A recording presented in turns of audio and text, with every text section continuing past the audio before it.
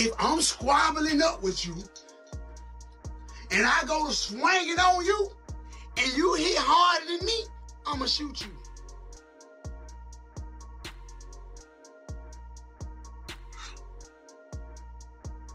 You think we finna fight and you hit hard in the motherfucker? You finna die, boy. Ain't no more fighting, boy. You hit hard in the motherfucker. It's over with, boy. Go on to hell with them hard ass punches, nigga. Go hit the devil. Yeah, nigga, go hit somebody in hell, nigga. You ain't finna hit me with them motherfuckers, nigga. I want to lay your hair back. Don't lay it completely flat on there. Alright, just your hair. Alright, bitch. Alright, check that thing. You like that? You like that? You like that? Okay, yeah, like move sexy though, okay? Like, you know, like. There's a dark cloud looming, you know what I mean? So now in comes the feds, you know. When did you get to the first whiff that these people was on your ass? You know what I mean? Oh, well, I know that, you know what I mean, from the streets coming in. You know what I mean? They never liked me there. And, you know, I was a target before music. You know what I mean? And I understood, okay, I'm a target, you know, probably rightfully so. But, you know, when I chose to, you know, transition, then they never wanted me to forget, or they never wanted me to believe that, you know, I could exercise my entrepreneurship in corporate America and become probation. I went to jail for 2 club shootings, 5 first-degree batteries on one shooting, 2 first-degree batteries on the other shooting. My situation is sensitive. When I come to your city, make sure your security have control of your crowd. And I'm just speaking on it because they keep attaching it to your name, your brand. A Duke the Jeweler situation, right on dice game when it's tied to y'all. I know people were associating me with that Duke the Jeweler situation because I went to Labusa pool party and he happened to be there and he happened to be standing on me. I mean, right next to him. The truth is, I never met him before. I had no idea who he is. We met that dude, Duke the Jeweler, the night before. We was gambling. The next day, dude followed us to the concert. When we left out the concert, we under the garage. Dude went to his car by himself. The social media started trying to point a finger because he was standing next to me, and it's just unfortunate. As J. Prince Jr. explained what happened, he says neither incident was due to a dice game. Mike Prince said this. Takeoff's family, you know what I'm saying, his loved ones, we love them and respect them too. You know what I'm saying? So it's like, when ours was took that night, you know. I ain't gonna leave him out. You know, I'm just real like this, you know, because, you know, niggas be throwing rocks and hiding their hand, right? They be throwing rocks and hiding their hand.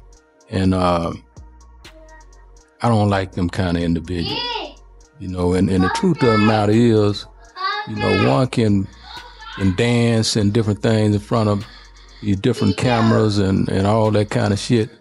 And when reality, the truth of the matter is, you know, nigga, you wasn't really right there with Takeoff when he was alive. You know what I mean? So for you to be— This man was just on live crying his eyes out.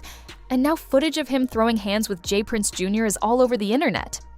And look, people keep treating it like it's just another celebrity fight, like it's just 2 dudes losing their temper. But what the blogs aren't telling you is that this wasn't random at all. This was the final explosion of a deal that turned into a trap, and a power struggle that's been building for years. Because behind that viral clip, there's betrayal, there's money, there's a dynasty worth hundreds of millions, and one artist realizing way too late that he might have signed his freedom away. So, let's rewind, because this story gets darker the further back you go. And what really caused this fallout wasn't fists, it was paperwork. Right now, as you're watching this video, one clip is making its rounds across every platform. Finesse2tymes, J. Prince Jr., 2 men who were supposed to be business partners, caught in a full-blown physical altercation that looks like the final nail in the coffin. And what's crazy is, this wasn't the first warning sign.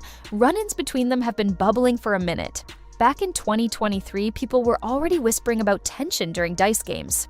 In 2024, there were stories about affiliates snatching chains and heated moments that almost turned into something worse. Even OG Boo Dirty reportedly had to step in once just to stop things from going completely left. Each time it felt like a warning shot. But now, with this footage hitting the timeline, the whole situation has blown wide open. And to really understand why the hip-hop world is bugging out like this, you gotta understand what this fight actually represents. Because this wasn't just anger, this was desperation finally boiling over. And it all started back in 2022. Summer 2022. Ricky Hampton Jr., the man the world knows as Finesse2tymes, had just come home from doing almost 4 years behind the wall. A federal case tied to a firearms possession situation from 2017. He did his time, touchdown, and the entire industry was watching. People wanted to know, was he about to crash out again? Or was this finally his comeback moment? And at first, it looked like a straight-up fairy tale. Because J. Prince Jr., the head of Mob Ties Records, personally scooped him up. Private jet, big chain, red carpet energy, like he was welcoming home the next superstar. And Mob Ties wasn't some random label. This was connected directly to Rap-A-Lot Records, the legendary Houston empire founded by J. Prince Sr. back in the 80s, the same machine that helped shape Southern hip-hop forever. So when Finesse signed that contract, he wasn't just signing paperwork. He was stepping into an empire, a name that commands respect and fear, all at the same time. But here's where the dream flips, because according to leaked details that surfaced in January 2026, that contract was structured in a way that made a lot of people call it straight-up predatory. The reported split, 35% to Finesse, 35% to Mob Ties, and 30% funneled into J. Prince Entertainment. And it wasn't just album money. That split reached into everything. Foreign royalties, merch, tour revenue, every dollar his name could generate. And the real kicker, JPE reportedly held full managerial control, meaning even though this was supposed to be a partnership, all the power stayed with the Prince family.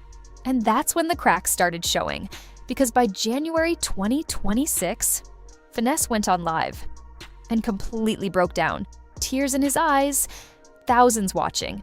He said he dropped 2 whole projects with barely any promotion, paid 10 to 15 racks out of his own pocket just to shoot videos, had shown offers worth serious money turned down, deals that could have been worth 10, even 20 million, gone.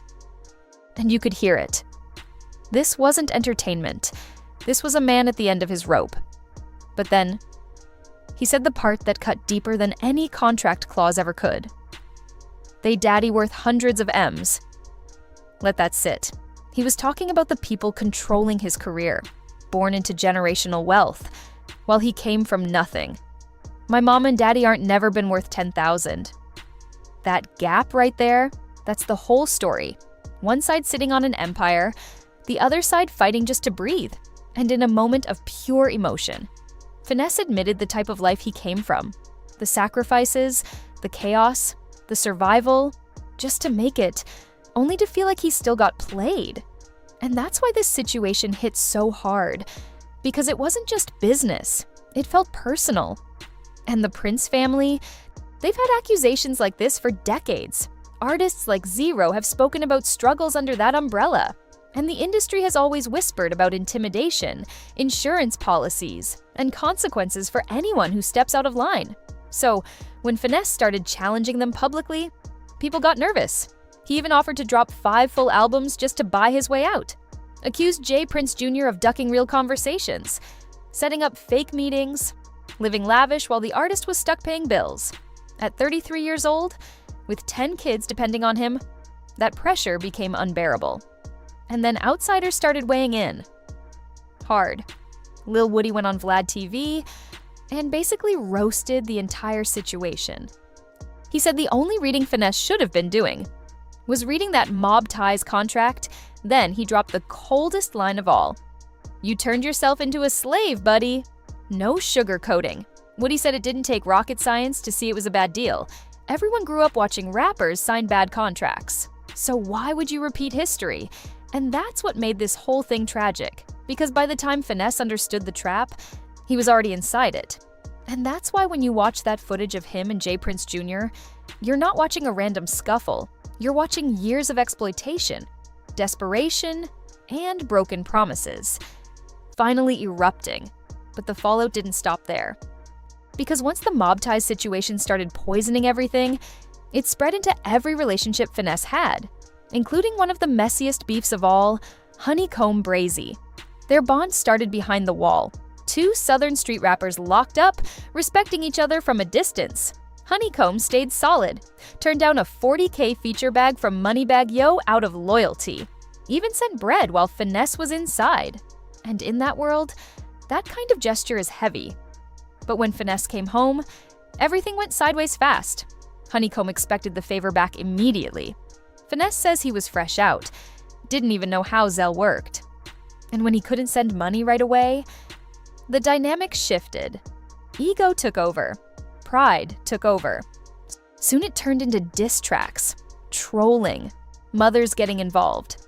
And once you disrespect somebody's mom in the streets, that's nuclear. Snitch accusations started flying too. Brazy blamed Finesse for FBI heat, then later took it back after checking paperwork. The whole thing got ugly, and people started side-eyeing Finesse even harder when one of his first videos out was with Moneybag Yo, the same bag Honeycomb turned down for him. It looked foul, and the lesson was brutal. When you sign out of desperation instead of strategy, you get played by the same system you thought you were beating. But here's the plot twist. By late 2025, Finesse and Honeycomb squashed it because they realized something heartbreaking. They had been fighting each other, while the real enemy was the label machine behind them both. But even after that, the sharks kept circling. Whack 100 started going off publicly. 1090 Jake and academics kept fueling rumors. Legal troubles piled up for Finesse. And then, the conversation shifted into something even darker, because people started asking, who exactly are the Princes? And why does everyone seem scared to speak on them? J. Prince Sr. built Rap-A-Lot in the 80s. A Houston institution, but the label always carried shadows. In the 90s, the DEA launched investigations, suspicions of trafficking.